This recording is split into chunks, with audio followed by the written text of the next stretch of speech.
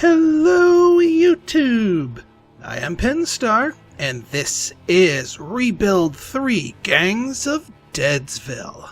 So, this game is, well, I'm gonna say it because I say it for every other game I play, but that's the kind of games I like. It's an interesting beast. It is a strategy zombie apocalypse survival game.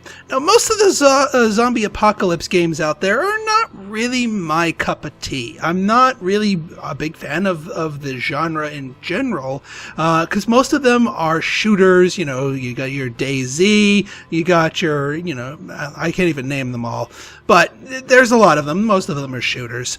But this one's a bit different. This one it's not a shooter. It is a strategy game. It is a settlement management anti-zombie strategy game, with some little political game in there as well. So, this game actually had its origins in a similar manner to Binding of Isaac. It was Rebuild 1 was a free flash game on Newgrounds, much like the original Binding of Isaac was, and the developer, based on the success of the originals, made their way over to Steam.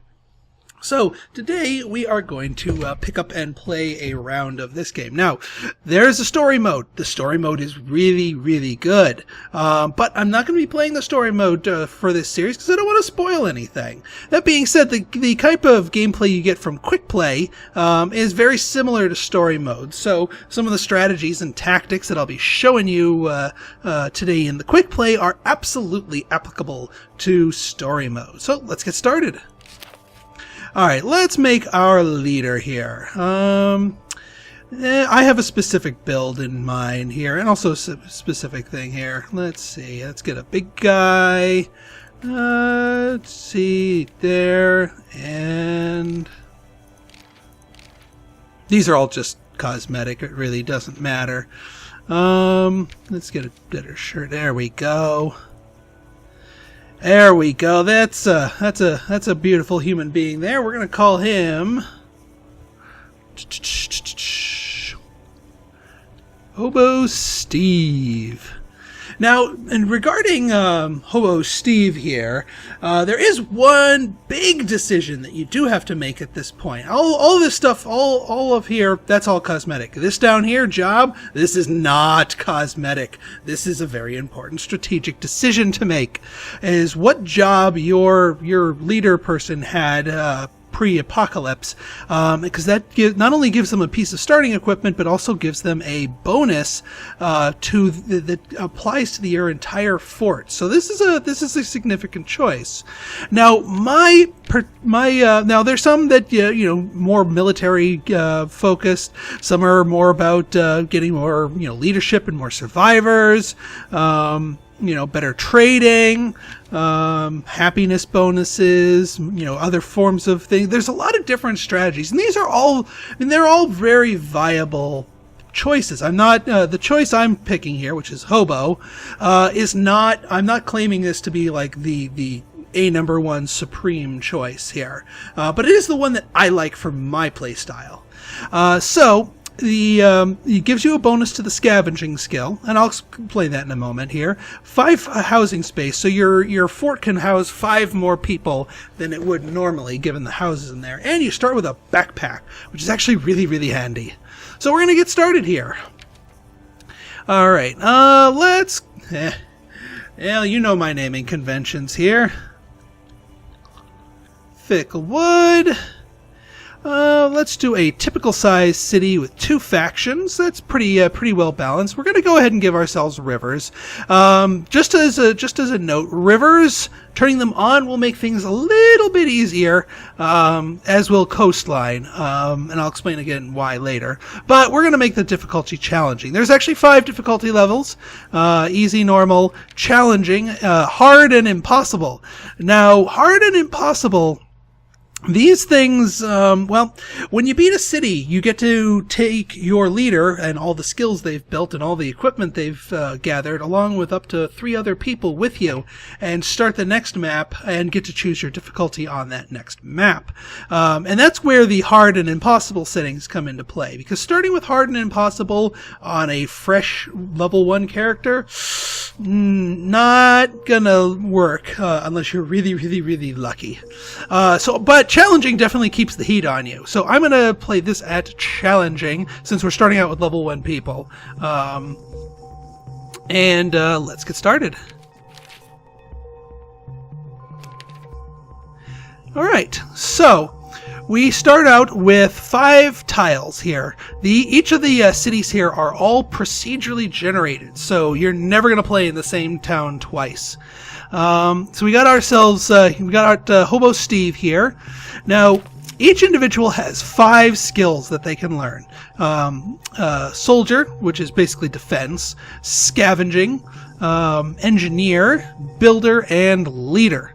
Now, Hobo Steve, because he started out with the scavenger bonus and is wearing the backpack, which gives you a +3 levels to scavenging, is rocking a 5 scavenging skill. Not too bad for the first right off the bat here. The others that we have here, we have ourselves a soldier, a Jeb Rogers.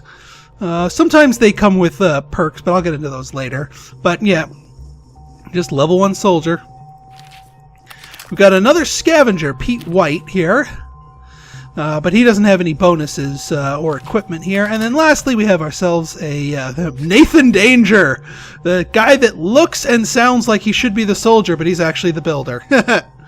But you know what? We can make use of this and people's skills will grow. Now, one of the tricks that I like to do here is I actually like to use my leader more as a soldier than that. I know I started him off with bonuses to scavenging, but the leader can learn any of the skills. Whereas a normal settler, a normal survivor, can only gain skills in the specialization that they're currently focused on. So my soldier can gain more skill in soldier skills, but if I make him build something, he's not going to learn anything from it. Now, there are buildings. There's this schoolhouse here that if I claim it and recover and add it to my fort, I can re-educate people to switch their focus, which I might do later on.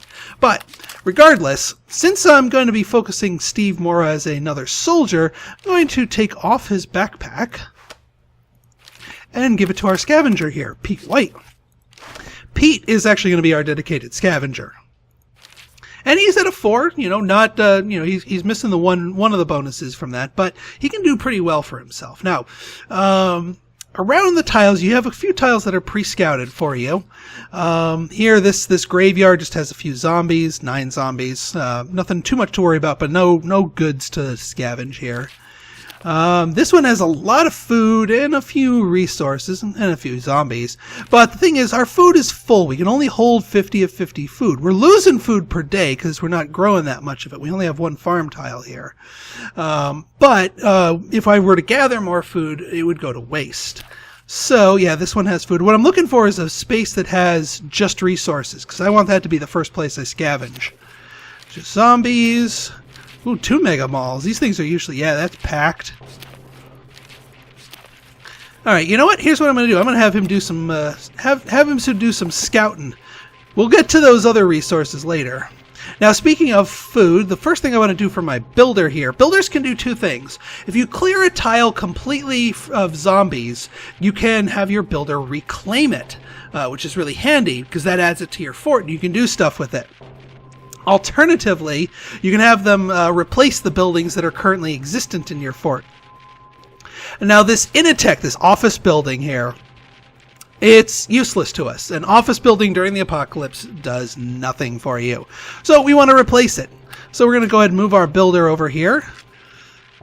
And now, right now, we only have the tech to build 2 different things. Either a farm, which produces 1.5 food per day, or apartments, which holds 2 people. Now, doing either of these will use 2 materials, of which I have 20. So I've got plenty of stuff to do with here. So let's get a farm going. That's going to take him a little while, but it's also going to build his builder skill. Now for our for my leader and the soldier, I'm gonna stack them up here because that way that adds their effects to each other. And let's go kill some zombies, because one of the things is zombies will continuously spawn around you, but and occasionally pose danger to the fort. But if you kill them preemptively, then you have yourself a good thing. Now, I see a laboratory down here. You need a laboratory to start researching techs at all. You could have you need engineers to do the research as well, but even if you have engineers, you can't do any research without that. And actually, hang on, we have survivors here. Or a survivor, rather. And you need a leader to recruit survivors. So I'm going to go have my leader recover that. And I'm going to have my soldier go here, start killing zombies at the Mega Mall. Now, as you can see here, the little icon here is yellow. This indicates the danger level, the percent chance that something's going to go bad. Now, if it's green, that means the danger level is under 10%. So my leader's probably going to come off without a hitch here. Putting my soldier here in a little bit of danger here, but once my leader's done with that, I might reinforce him to reduce the danger. Oh yeah, this is real-time with pause. You can also turn it into turn-based, but I like the real-time function. I'm going to hit the speed up to half speed, so half an hour goes per tick here. The other resources that we're paying attention to here is our ammo. If we get any guns and equip people with it, every time they enter combat, it uses up some of your ammo. The upshot is guns will increase their fighting capabilities, so it's useful. But if you ever run out of ammo, then the guns cease giving their bonuses until you get more. Medicine, if people get injured, you use medicine, and there are some events that allow you to expend medicine for a better outcome. Alright, you've spotted food. Wow, that school is loaded. But again, I don't want to grab food just yet. What other things are around here? Ah, there we go. There's some goods only. So I'm going to have him salvage at that bank. And so he'll start grabbing stuff. And the nice thing about salvaging materials is you have a good chance of getting items. Items that you can equip on some of your settlers to increase their stats. Like that backpack that our leader started with, that's how you get other items. You can also trade for them, but in the beginning of the game, the most reliable way to get them is by scavenging, and scavenging everything you can. Okay, I'm going to speed things up a little bit while we wait for our missions. You can see the little green arrow go, whoop, here we go. Met a guy hiding out in a storage room in the apartment near us. He says he's been on the move for years, always looking for someplace better. He's not quite sure what that is, but he thinks our fort could be it. His one question is, what's your plan to improve things here in Ficklewood? High walls and a strong military, a peaceful, egalitarian utopia, or everything back the way it was? I've got this event once before. I chose everything back the way it was, and they didn't like that, so I'm going to try something different. I'm going to go for high walls and a strong military. See if he likes that one. The man nodded thoughtfully and agreed to come back and check out the fort. Nice! Alright, we have our new survivor, and he is another leader. Now, that's not the best thing in the world, but not the worst thing in the world. I would have preferred him to be a soldier. You need a lot of soldiers. Ooh, we got a helmet. That is excellent. We're going to give that to Jeb. The helmet doesn't give you any stat boost, but it gives you a perk, Defended. The Defended perk means that it prevents death on missions. So if this risk, this 20% danger goes off, there was a chance that it would kill him outright. But now that he has this helmet, the worst that'll happen to him is it will injure him, but he'll get better. So I'm a little bit better with that, but I can help reinforce him. And you know what? Let's get another warm body on there to help bring the danger down. Now, by stacking more survivors on a problem, it brings the danger down, but it also ties up more of your people, and your people are sort of a finite resource here. Or rather, their time is, anyway. All right, our scavenger has cleaned out the bank. And you know what? Yeah, we're starting to use up some of our food. So let me find one. Yeah, let's go scavenge this apartment complex, because now we can actually have room for a little extra food. Oh, the other thing he found there was 5 ammo. So now we have 15 ammo. No guns to fire it with, but it's still good to keep. You can trade with it. Yep, he got some materials already. Oh yeah, let's bring that down to half speed. All right, we cleaned out this this mega mall here, which is awesome. As soon as our builder finishes converting this farm, I think I'm going to have him claim the mega mall because now it is zombie free. I think Mr. Leader number 2, I'm going to have you just do a lot of scouting. Because yeah, I want you to do a lot of scouting for me. I'm going to have you... Ooh, 17 zombies already built up there. That other mall is going to be kind of dangerous. Well, if we keep you 2 stacked, what's the danger?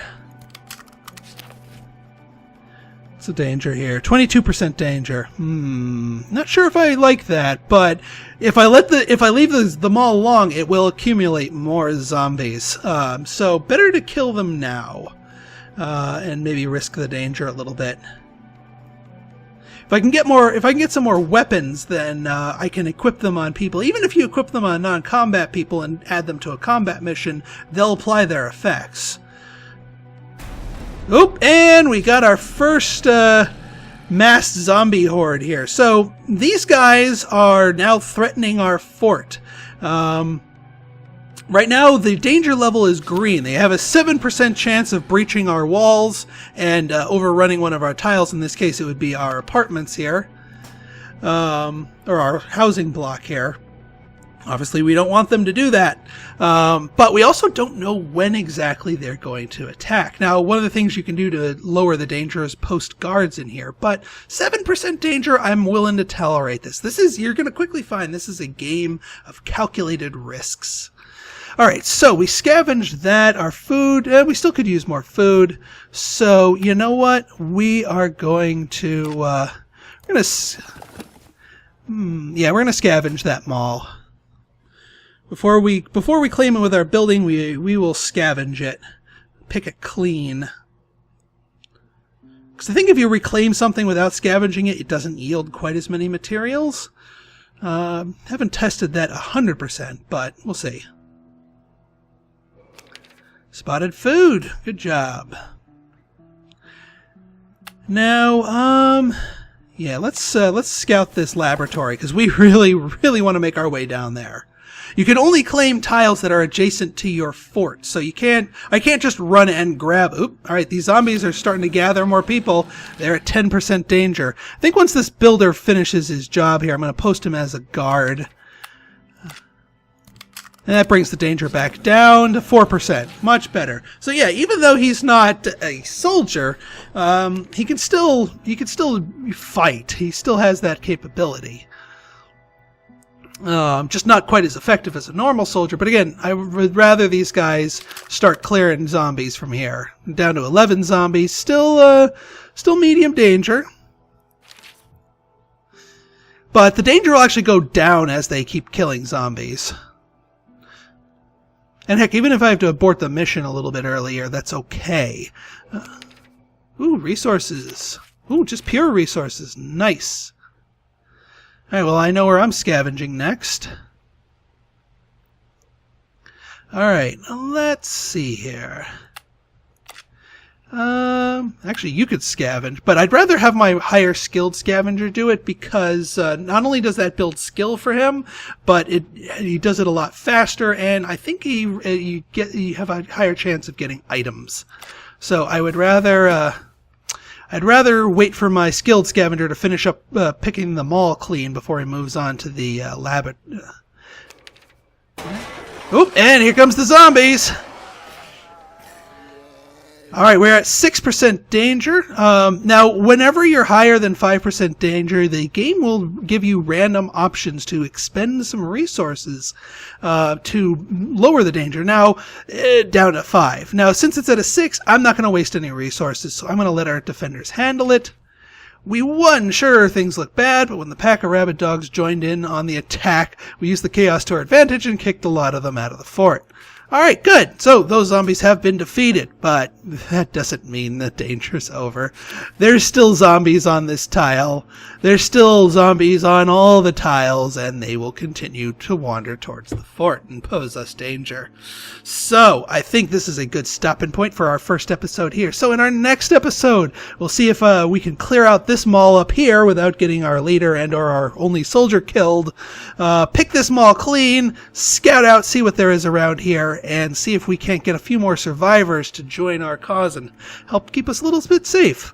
So if you like this episode and you want to see more like it, go ahead and hit that like button, hit that subscribe button, and leave me a comment. Good, bad, or indifferent, your feedback is always welcome. So until next time, this has been Pinstar signing out. See ya.